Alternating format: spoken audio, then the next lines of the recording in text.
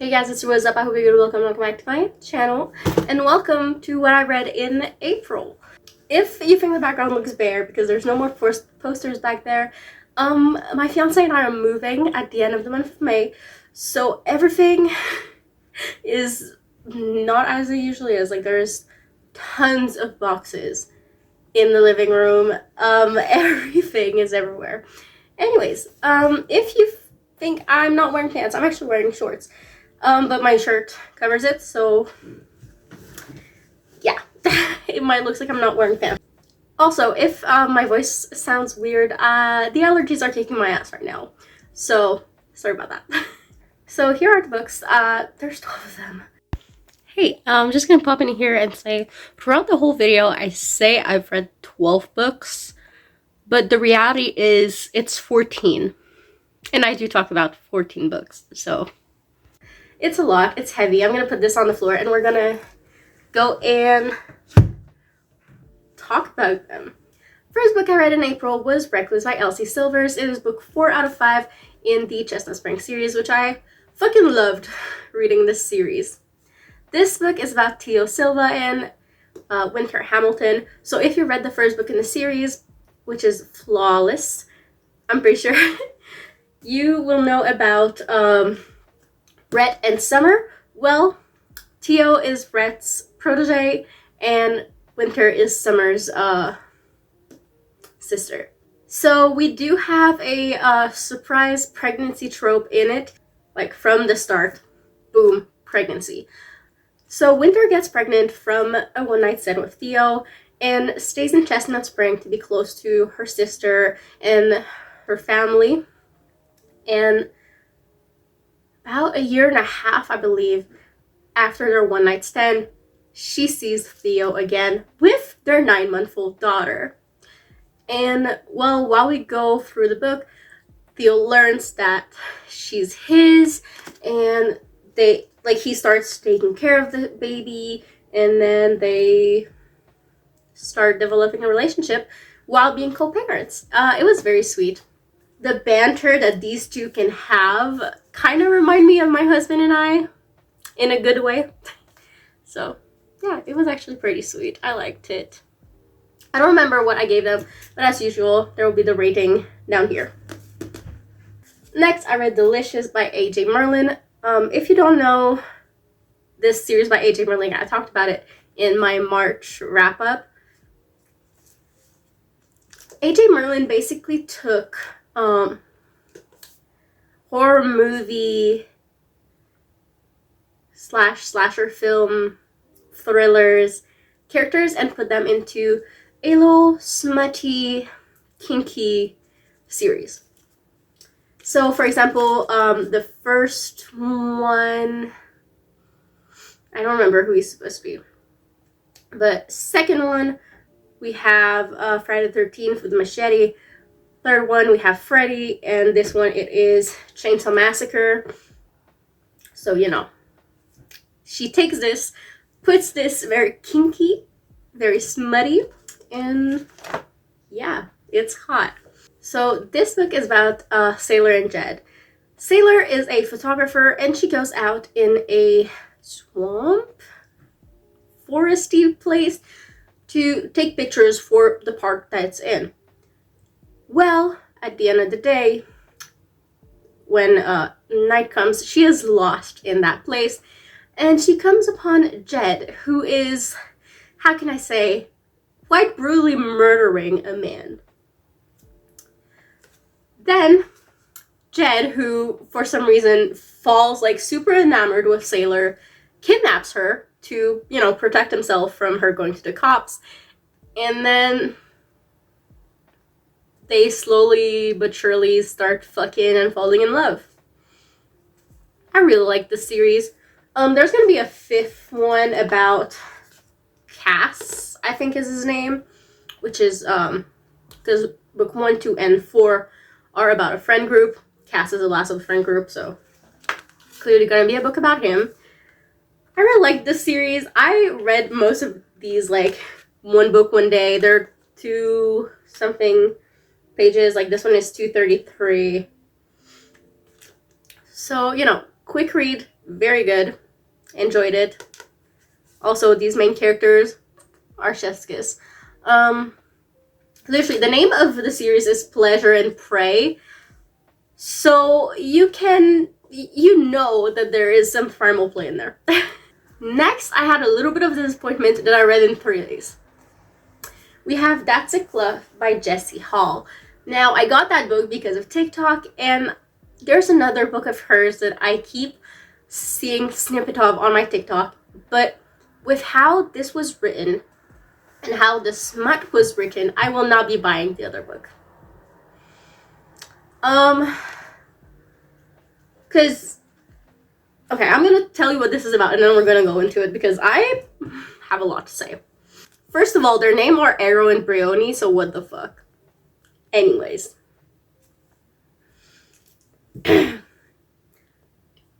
So, Brioni grew up in a Catholic Christian group, like a little village that everyone is super religious, and she's top of her class, top of, like, you know, could be fucking priest, my god, okay? She could, but, you know, she keeps having smutty dreams, but masturbation's a sin, and blah, blah, blah, blah, blah. Reading this as a Satanist had me a little bit cackling. Anyways. Organized religion is a cult. Any of them. No matter how you spin it. So. And then she meets with Aro, who is very much stalking her. And I don't know, I don't really like him at all. A lot of people were comparing him to Zade Meadows, which is something I was very interested in, because I love me Zaddy, okay? Zaddy, we love him. We love Haunting Adeline in this house. We love Dark Romances in the house. We do not love this one, though. There's a lot of smut, though. That you can tell. There's a lot of smut, so that's a thing. Anyways, Aro teaches Brioni about the pleasure of the skin, and they fuck, and she finds her bad girl inside, breaks away from the church, and then they go after the church because one of the priests fucks little guys. I don't know. Something I have to say about this is that Saint, who is a character in here, deserved better, okay? I know we think he did something bad, but honestly, he was just as brainwashed as Brioni. He didn't break away from that, okay? He was just brainwashed. He deserves better. Anyways, let's talk about the smut in this, okay? The author doesn't know what pre-cum is. Let me explain. So, if you don't know what pre-cum is, oh wow, we're doing sex ed right now. Pre-cum can come out of a man's dick, even if he's not orgasming. Cum is when he orgasms. Okay, we're just gonna leave it at that. Super easy, plain. The author would call pre-cum cum, and every time I would have to close this book and go, no, that's not how that works. What else could I say? Oh yeah, Aro calling her innocent little girl the whole time. And like, this is spoiler, but at some point in the book, we find out that she's actually 18, not 21. And that he has been stalking her for a long fucking time and waited until she turned 18 to fuck her.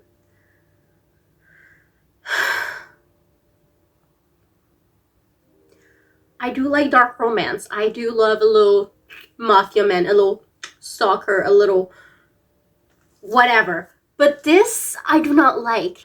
No, shut the fuck up. He's like 30. I usually don't mind age gaps.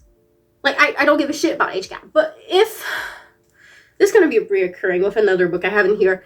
If you've been looking at her since, like, for him, sexually, since before she was 18, we do not trust you. Anyways, fuck that book. Next. I have a 5-star. After that shitty dark romance, I have a 5-star little white shoes rom-com. Yes. So this is Three Heart Hideaways by Luna Day. First of all, the color palette and the cover, stunning. So this is about Luna, who, after her toxic, now ex-boyfriend, goes and basically reveals all of her kinks and fantasies to everyone in her contact list on her phone, including her family, her friends, her boss, her colleagues, her clients. She fled.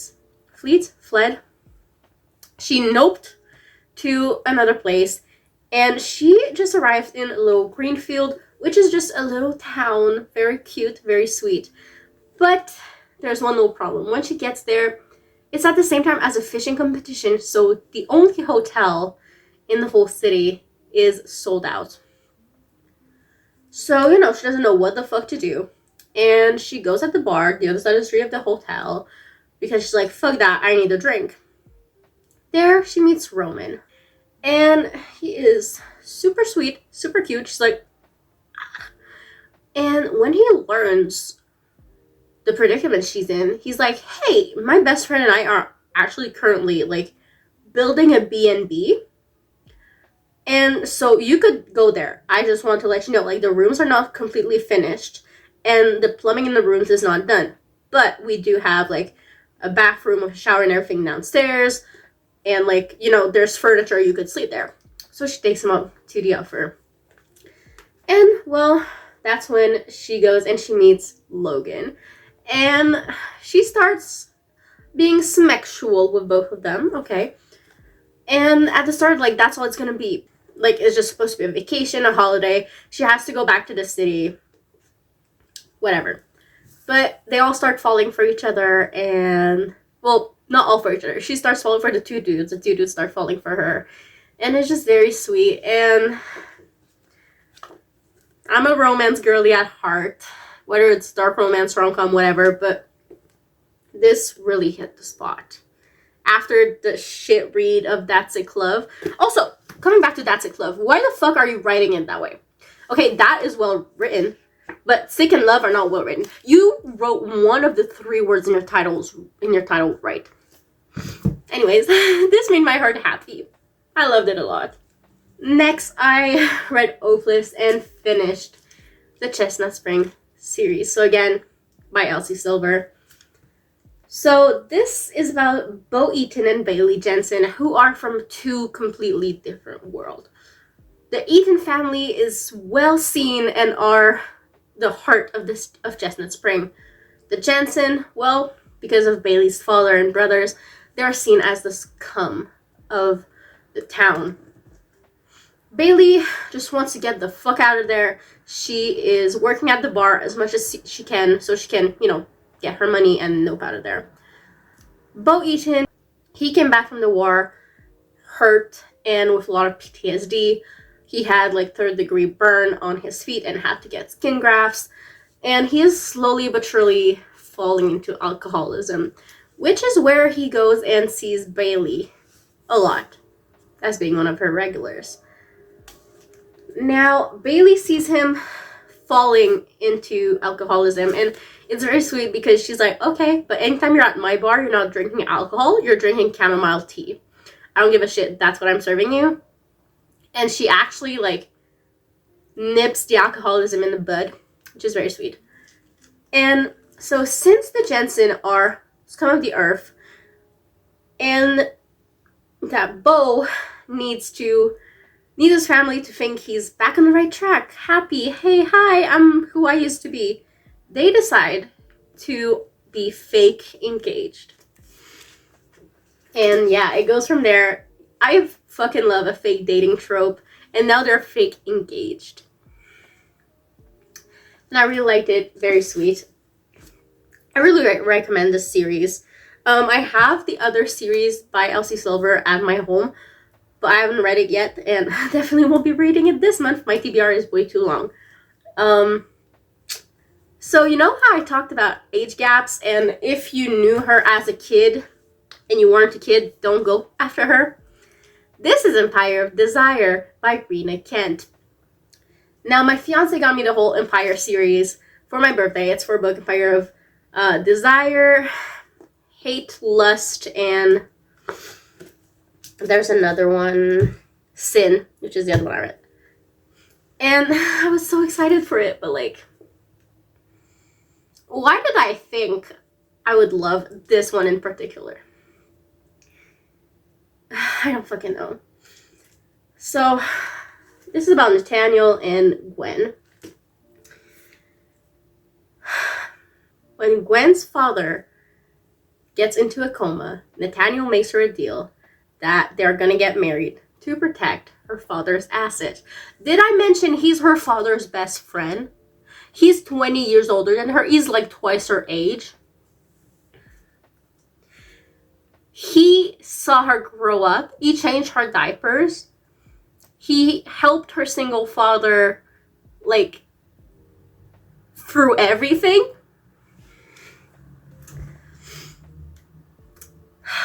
But, you know, for Nathaniel, it was not supposed to go far, but... On her 18th birthday, 2 years prior, Gwen went and kissed Nathaniel on the lips because she had this huge crush on him since she was like 15. He, of course, pushed her away. But then we get into this situation where they get married. Gwen doesn't really have a personality. Her whole personality is that she likes vanilla and that she's in love with Nathaniel. Nathaniel's personality is that he is a lawyer and that he's in love with Gwyneth, but this can't go anywhere. Yeah.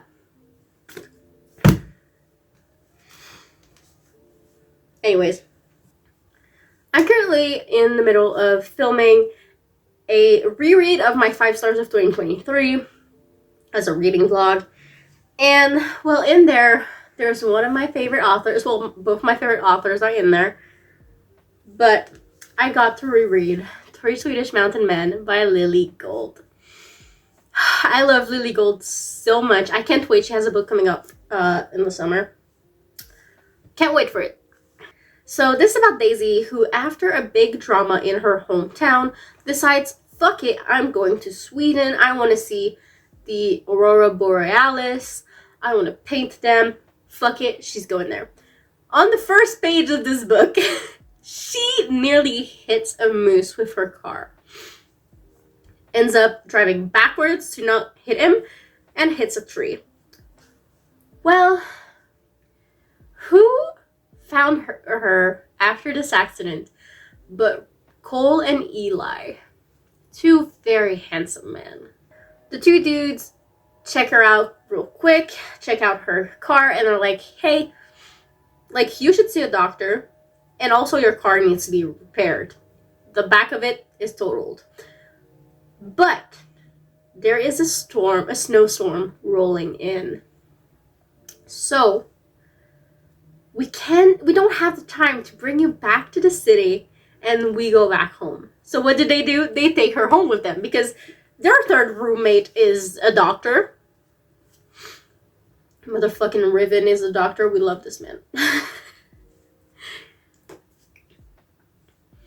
So she ends up going with them and being snowed in with them for a couple of days.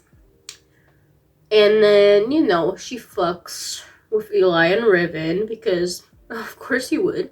And it all goes down from there. They all fall in love with her. She falls in love with them. Yada, yada. This is, again, a 5-star for me. This author, Lily Gold, all of her books are 5 stars for me. I loved it. I would cherish this forever. It's not my favorite of hers. My favorite of hers is Faking with Benefit, but I'm not there in my reread yet. Next, we have the Empire series book 2, Empire of Sin, again by Rena Kent. Now, this is about Jane/Anastasia and Knox. Anastasia wants to rebel because she's always been this goody two-shoe, always been looked as a goody two-shoe by her family. She needs to be the perfect daughter, yada yada. And she runs away from that life, goes to a bar, fucks the first man she sees, which is Knox, and then starts working at a law company. Well, her new boss is Nox. Since she ran away, she has this double identity as Jane, and Nox is trying to dig and get to know her while she's trying her best to not let him get to know her, and they fuck and they fall for each other. It was sweet. Definitely better than the first book. Then I finally fucking finished Sanji's Food War. So I read the first story of this back in March, and I just never picked it up again to finish it. Well, now I fucking did. So this is based on Sanji from One Piece, but it is drawn and written by the people who made Food Wars. So it's literally the One Piece universe with Food War included into Sanji. It is in 6 stories, and it is based on the One Piece universe and on the actual arcs. So you have an arc with, in Alabasta with Vivi. You have an arc on the Baratier. Well, you have 2 stories that are on the Baratier. If you know, you know. And Sanji is actually my favorite One Piece character, along with Chopper and then Zoro and then Nami. I said what I said. I think Sanji in the Sanji versus Zoro debate. And so, yeah, it's just very nice, very short and sweet, and yeah, very nice. The only thing is that since I'm currently on the Alabasta arc in the anime, at some point I didn't totally understand. There's definitely Big Mom in there, which I don't know her yet. There's when they have the hair up, like that, when they have the hair up, which I'm not there yet. But still, you don't need to have seen the arc to enjoy the story. Of course it helps, but you don't have to. I'm currently looking for a certain picture of Luffy and Usopp as mermaids. This is fucking amazing.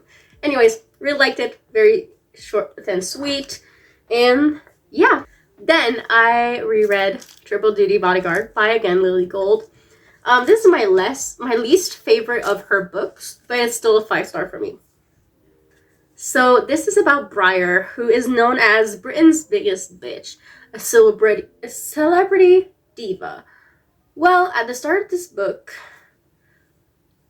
Briar is in her house that had just been broken into by a stalker. He jerked off above her, came on her bed, took a little Polaroid picture of her, left a message, and dipped. Well, after that, she fires her security because bro let that happen. And her new security detail are these 3 men. We have Glenn, Kenta, and Matt. They are ex-SAS military agents, and they go and protect her. And something I like in this book is that we have the stalker's point of view in there, if I can find it. They refer to the stalker as X, and we do have some X chapters. So yeah, and this deals with PTSD and anxiety, both on Briar's part and Matt's part, who has a lot of PTSD from their time in the military. Something I like is that we see the psychology of a stalker with Kenta at some point. Yeah, I just really like Lily Gold. Then I'm gonna put these 2 together because I read Fucking Ever After and Fucking Ever After 2. They are little novellas based, with Pucking Around and Pucking Wild. Fuck. Pucking Around is one of my favorite books, so finally reading these made my heart so happy. In the first one, we follow Rachel and her guys, and in the second one, we follow both Rachel and her guys and Langley and Tess. And yeah, it's just like little life moments for them. And the last part of Bucking Ever After 2, the dentist part. Ooh, I just opened to the word come. So, you know, with Mars and Caleb, like that, those last two chapters, which is like one is Caleb's point of view and one is Mars' point of view, is just the sweetest thing. It made my heart melt. It made me laugh. It nearly made me cry. It was perfect. Yeah, it's just kind of slice of life of these characters. So who wouldn't love this, you know? Also, I would die for Ilmari Mars Kinnunen Price. That man has my whole heart. He's my favorite. I love him so much. Last but not least, I read the first two books in the Madison Kate series by Tate James. I actually read the third and fourth at the start of the month. So this series is about Madison Kate, who, after a very traumatic night that went down in history as Riot Night, she is sent to Cambodia to live with her aunt for a year and comes back to Shadow Groves to live with her father. Her father, who now has a new girlfriend, and her son and his two best friends live in her father's house. It's very funny to me when I know like everything that I know now. I'm like, Madison Kate, baby, MK, what the fuck? She goes and recognizes these boys, well, men, from Riot Night. And she's pretty sure they are the three men who made her life a living hell. I'm only gonna say that because everything that goes down in this, holy fuck. This whole series was a 4.5 out of 5 for me. These men, mostly, honestly, my baby was Steel. I love Steel. Then we have Cody, he was also Chef's Kiss. Then we have Archer, who, of course, he's a bitch, but he's supposed to be a bitch. You're supposed to not like him for the first two books, so. And most of the third one, but that's a detail. I also like him, and yeah.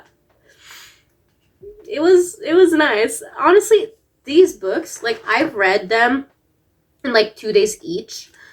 I wouldn't realize that, like, how long has passed. You know, sometimes you read a little bit, you look at the time, oh, like 10 minutes has passed, blah, blah, blah. These, I looked at the time, read, looked back up, 3 hours had passed, and I didn't even know.